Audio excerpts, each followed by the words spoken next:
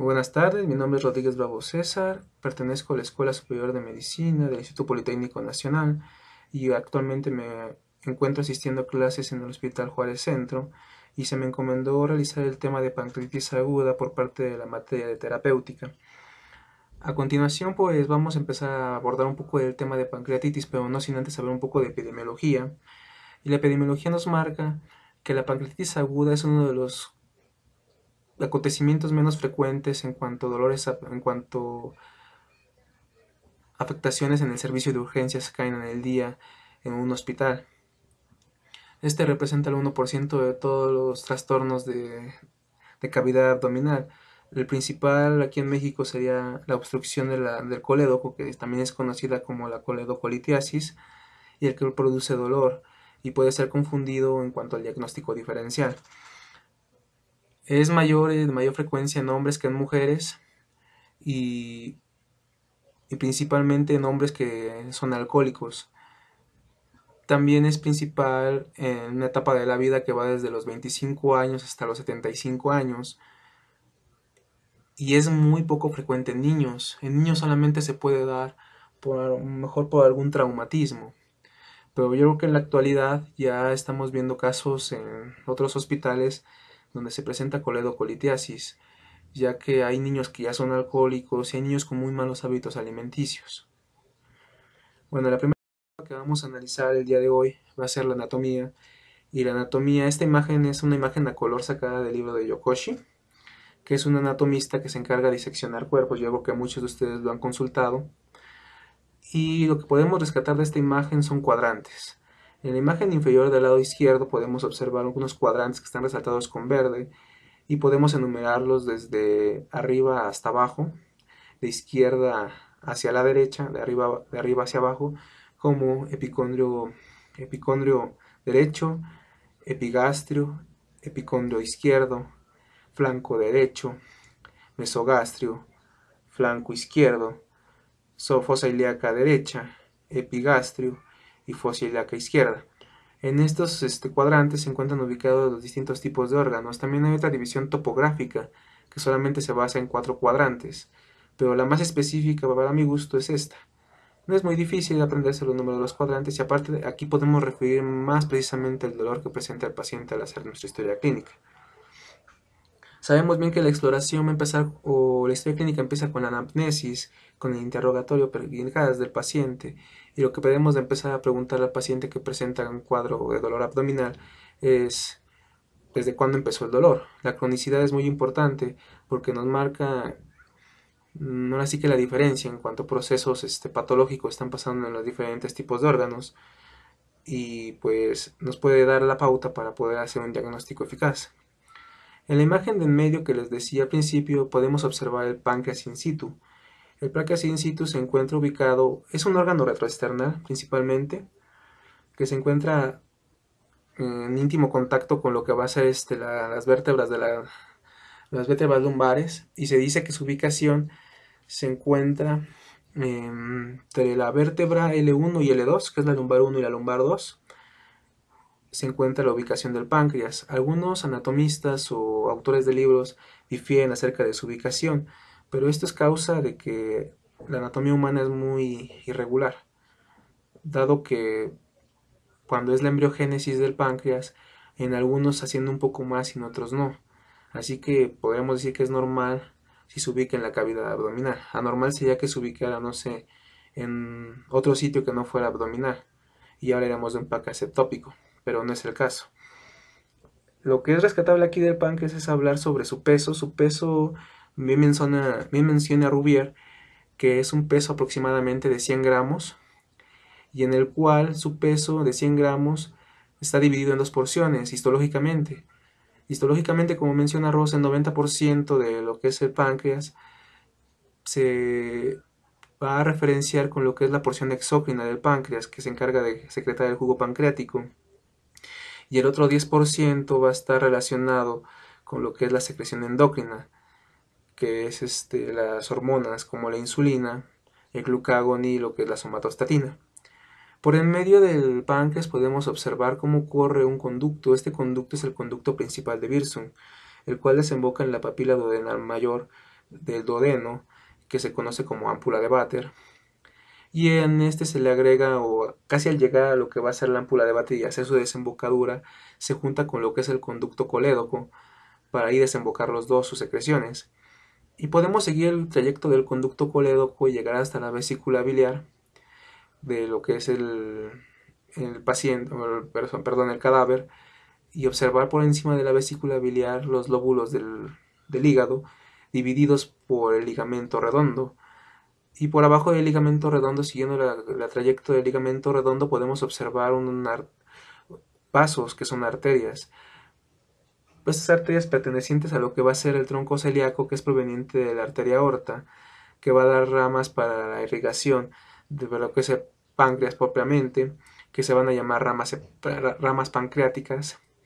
También va a dar una rama que va a dar hacia lo que es el estómago, que se llama la gastroepiploica izquierda, y ramas hacia lo que va a ser el vaso, que podemos observar también aquí de una manera muy clara.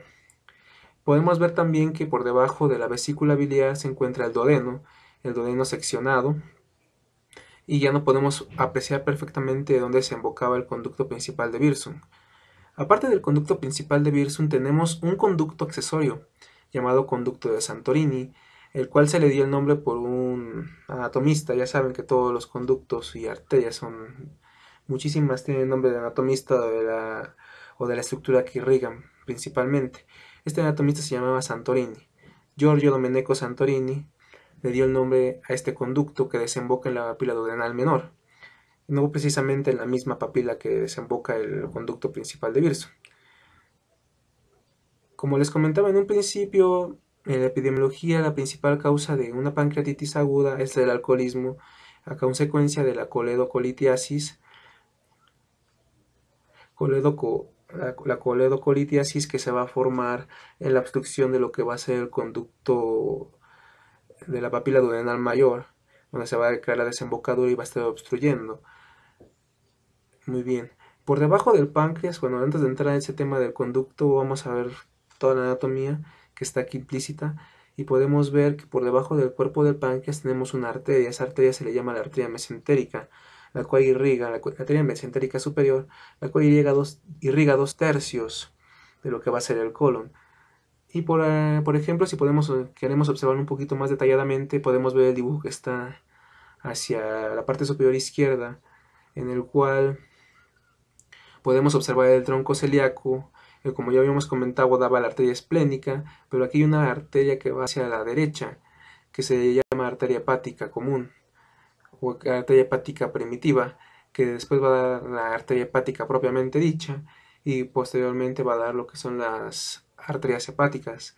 También va a dar la rama gastroepiploica derecha, para la irrigación de lo que va a ser el duodeno y alguna parte de lo que va a ser el estómago.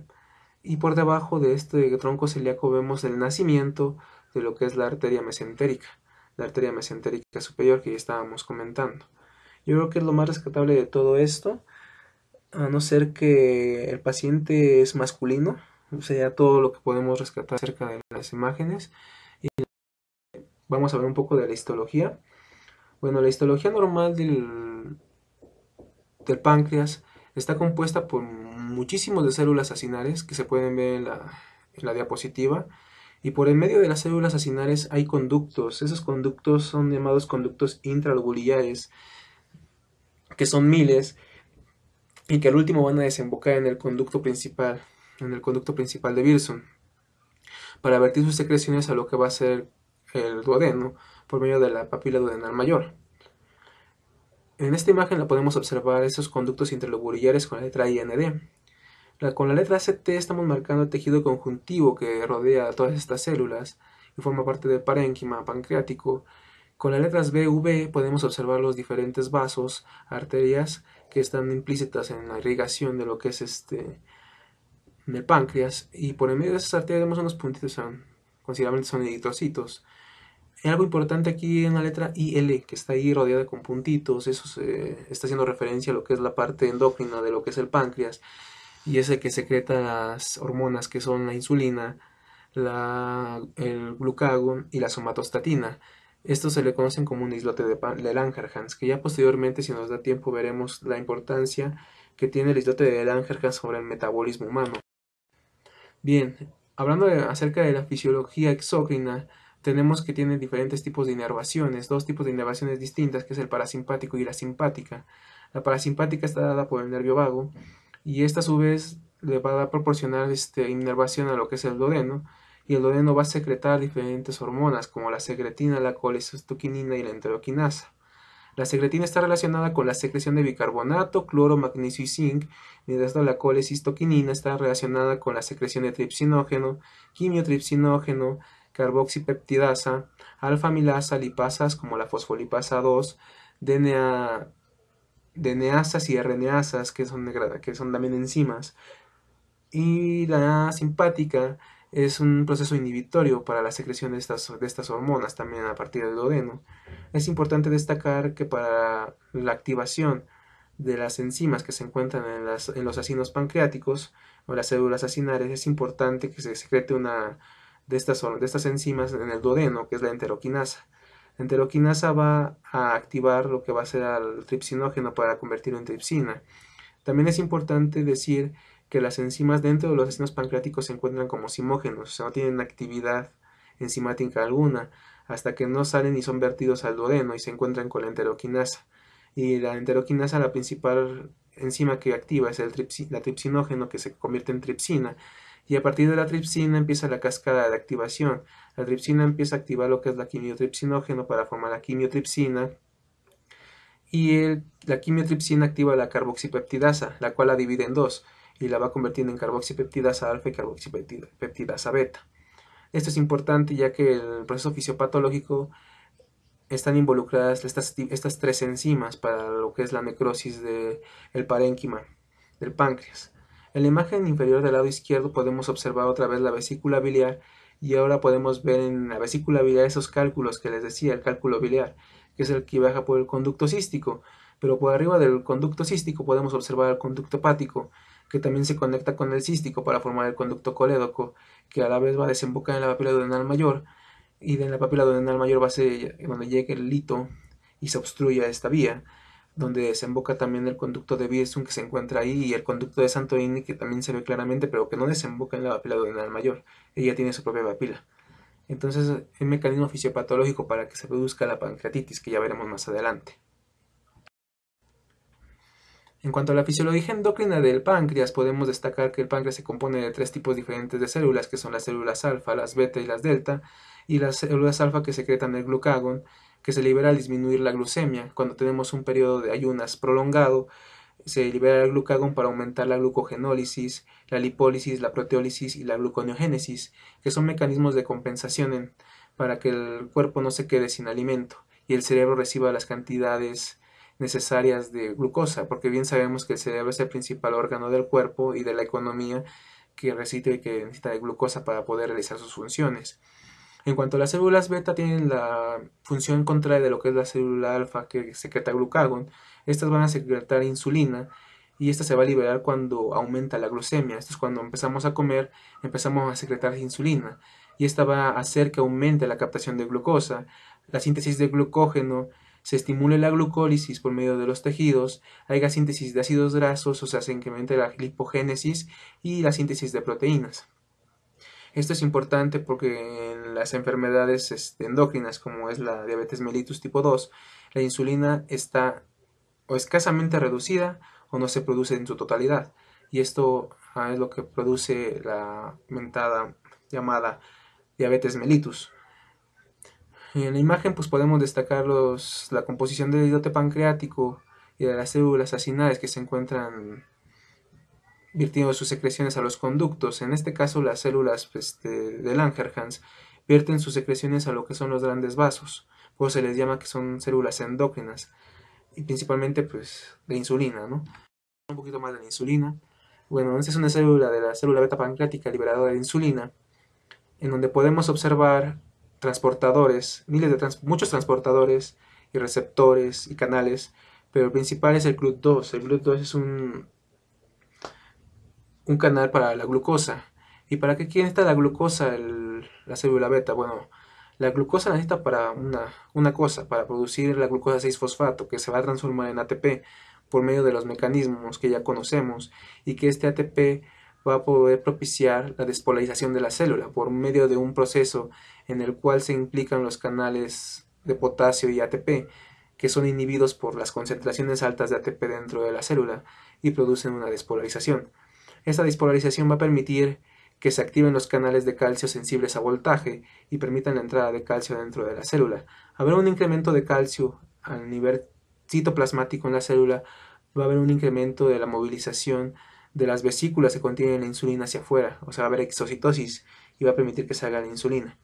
Otro proceso por el cual la célula puede liberar insulina es por la actividad parasimpática, la liberadora de acetilcolina, que reconoce los receptores muscarínicos en la célula, las cuales van a activar cascadas de señalización intracelular, en donde el más importante es el segundo mensajero conocido como IEP3, el cual va a incrementar las concentraciones de calcio y va a permitir la salida de insulina de la célula hacia el exterior.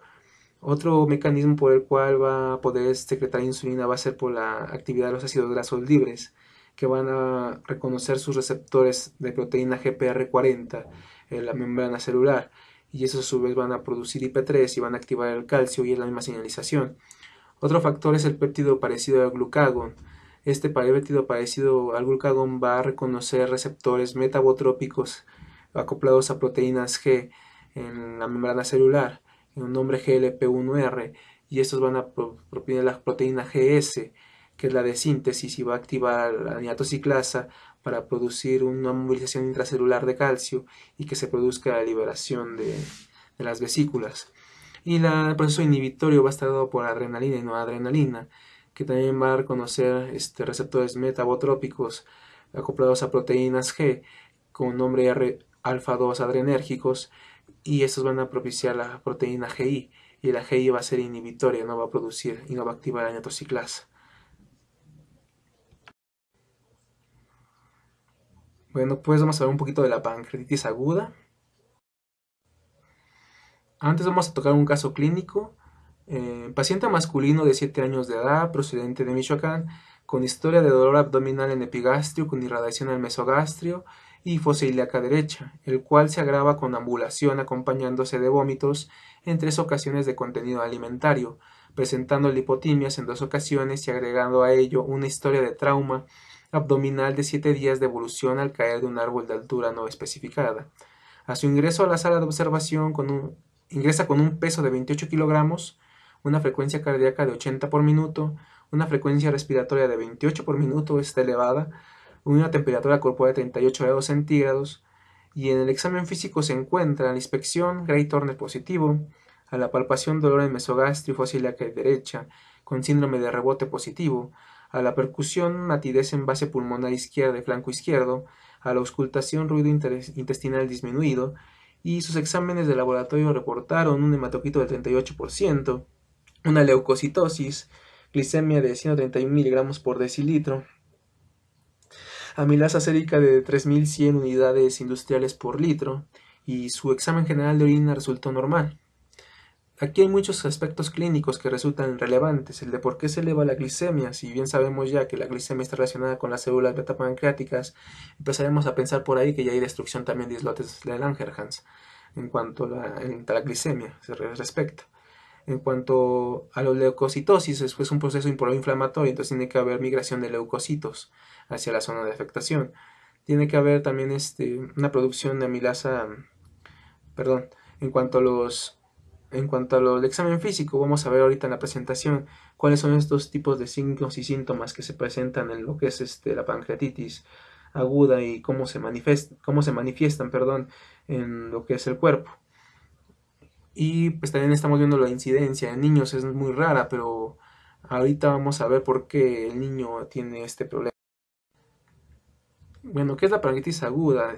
Es una enfermedad que se produce por inflamación del páncreas, propiamente dicho, y se llevan fenómenos de reparación y cicatrización por medio de lo que va a ser la necrosis que estábamos hablando hace un momento, que se lleva a partir de lo que van a ser las enzimas, como la quimiotripsina y el tripsinógeno, que degradan ese parénquima por la obstrucción del lito que estábamos comentando a nivel de la papila duodenal mayor de Vater, que impide que se segregue o que se secreten esas sustancias a lo que es el duodeno.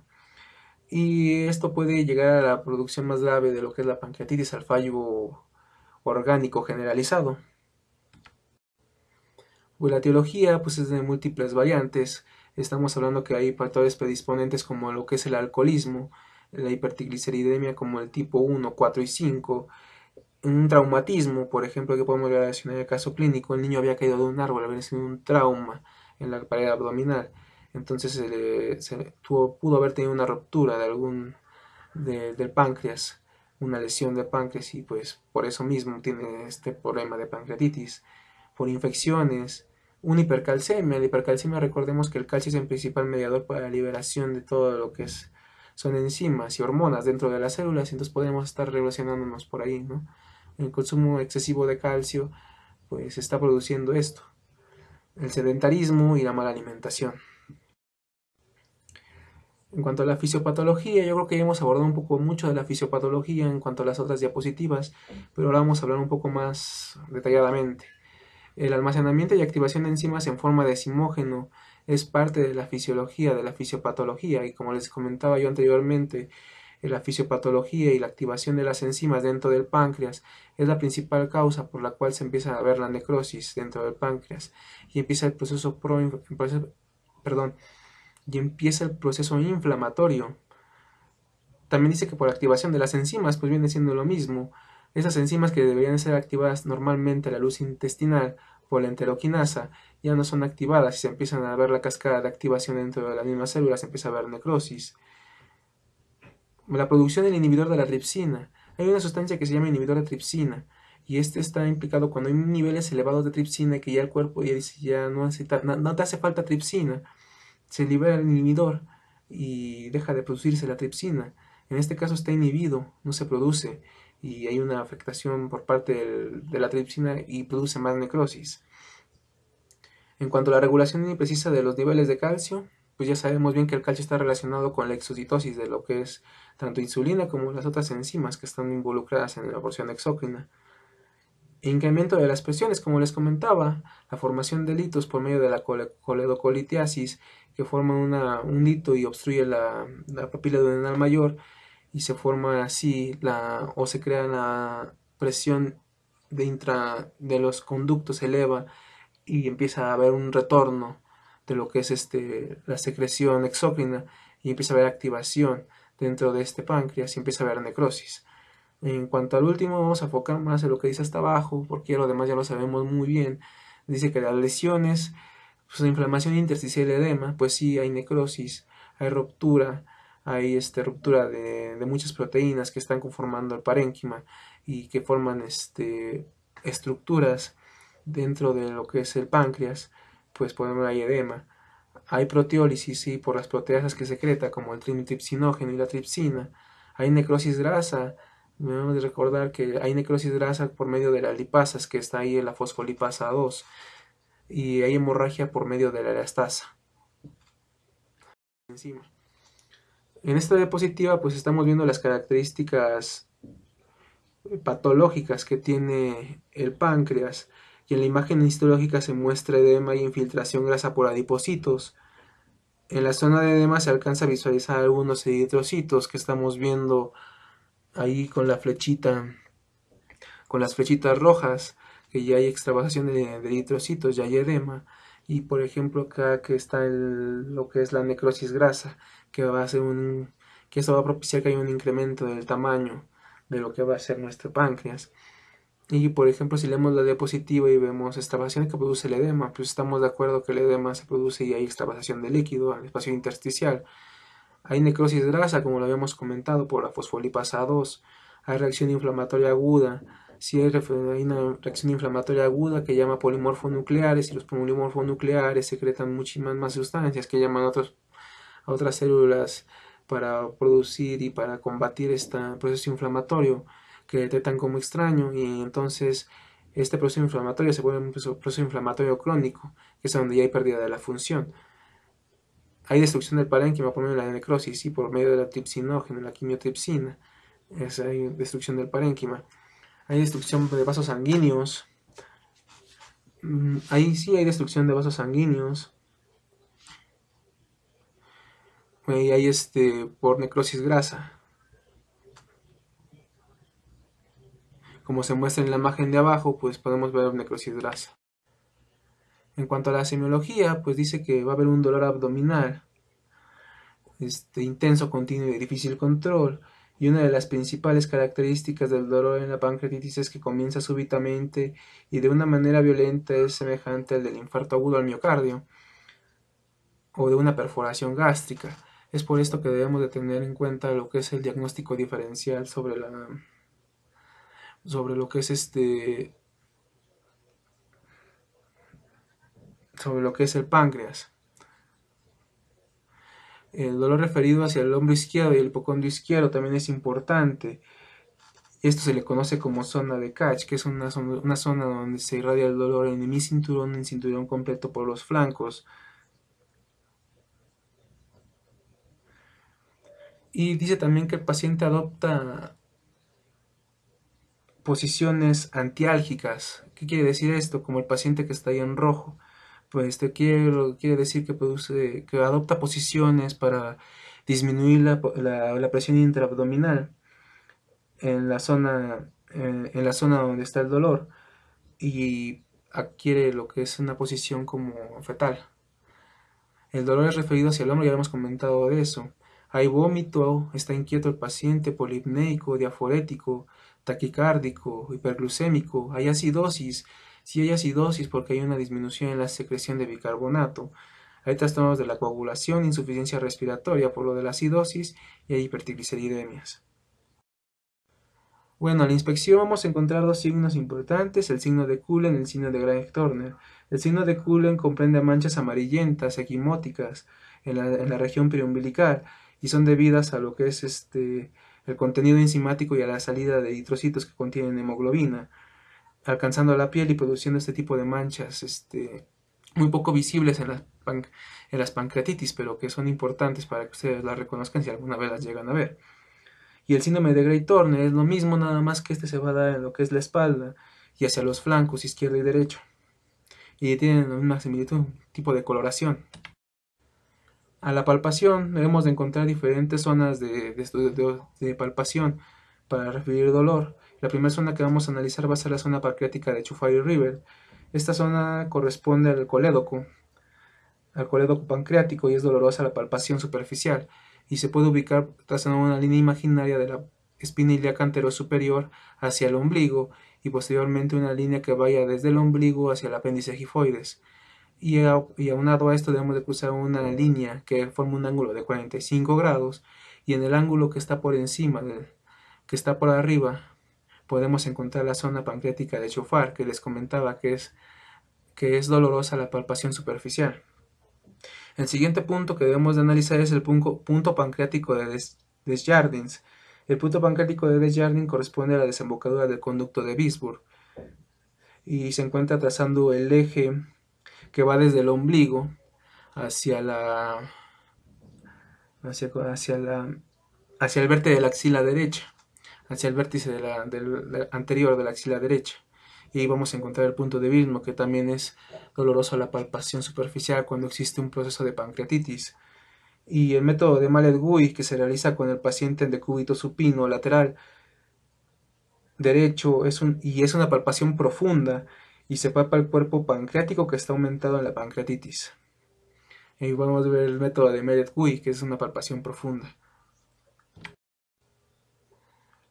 En cuanto a la epidemiología, pues ya les había comentado que es mayor en hombres que en mujeres. Y aquí la otra demográfica que muestra algo importante, que pacientes con riesgo de desnutrición, los pacientes que llegan con pancreatitis llegan desnutridos, la mayoría, por lo mismo de que involucran enzimas de lo que va a ser la, mm, de la economía metabólica, por así decirlo, que van a impedir que haya un mejor aprovechamiento de los nutrientes. En cuanto a la amilasa, En diagnóstico, perdón, empezamos a ver lo que ya son los valores normales de amilasa y lipasa. En las ondas T negativas con elevación ST, esto es un diagnóstico, para mi criterio, pues lo marcan los libros, pero podemos encontrar ondas T negativas y elevadas en infarto agudo al miocardio. En la tomografía social computarizada, que dice que es el método que es el estándar de oro para lo que es el diagnóstico de pancreatitis. Hay pruebas de función hepática para funcionar la alanintransferasa, que si es mayor a 150 unidades por decilitro, y el ultrasonido. Y el diagnóstico diferencial, como les comentaba al principio, debemos de pensar en un posible cáncer, trauma, como el niño, una parotiditis, una úlcera péptica perforada, isquemia mesentérica, cetosidasis diabética. Y aquí vemos los criterios de Ramson, o también llamados criterios de Ramson. Hay una discrepancia en cuanto a lo que es estos tipos de criterios, ya que muchos le pusieron Ramson y otros le pusieron Ransom, pero bueno, dice que si encontramos uno de estos criterios es una pancreatitis leve, bueno, dos, y si encontramos más de dos ya estamos hablando de una pancreatitis severa. Y aquí están los diferentes tipos de niveles de lo que podemos encontrar. En cuanto al tratamiento, bueno, podemos observar que tenemos que hidratar al paciente. Tenemos que dar 250 mililitros a 300 por hora de solución fisiológica, y esto va a estar aunado a que debemos de estar checando su diuresis, la cual debe de ser de 40 a 50 mililitros por hora para ver si está rehidratándose perfectamente. Si no, debemos de incrementar un poco la rehidratación. Debemos de administrar oxígeno hasta llegar a la saturación parcial de oxígeno para evitar lo que es lo que va a ser el mecanismo compensatorio de la acidosis.